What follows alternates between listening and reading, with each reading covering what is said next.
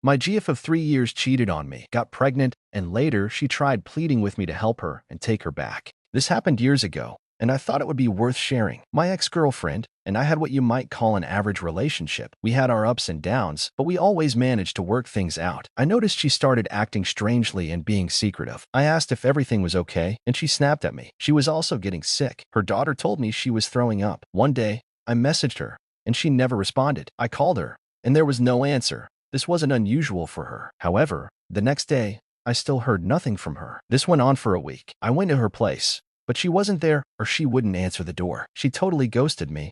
I texted her and asked if I did something wrong. I can see she saw my texts, but she wasn't responding. She's a religious person, so I texted her, "I'm sorry for whatever I did. Even Jesus forgave Judas." She finally responded by saying God forgives all, and she put something that I can't remember. She then told me never to text her again. She then blocked me from everything. I was crushed. It took me a few weeks just to process this. Then, about 3 months later, by coincidence, I was dropping off a patient at the hospice facility where she worked. I didn't see her SUV in the parking lot, so I figured she wasn't there. I was talking to the nurse, and she recognized me and asked how she was doing. I told her we had broken up, and the nurse told me my ex was terminated because she damaged one of the company vehicles. Then she dropped the bombshell. She asked if I was going to take care of the baby when it was born. She was pregnant at that time. I think she was 5 months pregnant. It wasn't my baby either because I had got the snip after my daughter was born. I felt my stomach dropped after that. It took me a while, but I finally moved on with my life and started dating an RN I met at the hospital. It had been about a year and a half since all that happened. Then, out of the blue, I started getting texts from a number I didn't recognize.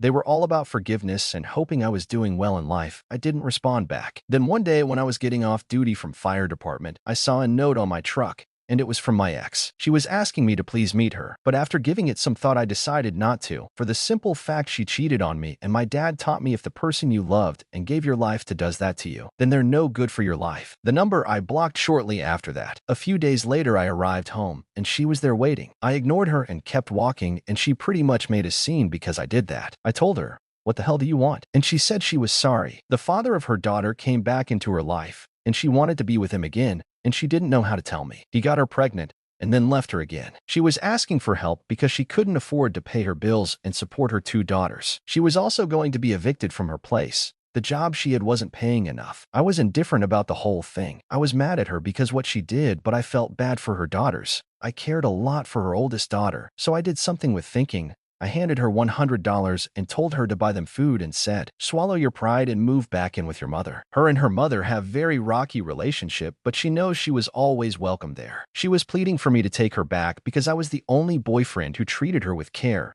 despite our ups and downs. I told her I'm not taking back, and I'm not going to continue this conversation with her. I asked her to leave, and she did, crying. I felt really bad, but I felt that was necessary. I heard after that she did move back in with her mom. Last I heard of her was she got her teacher's license, and she's teaching at an elementary school. I'm happy with my current GF now, and we were actually talking about marriage.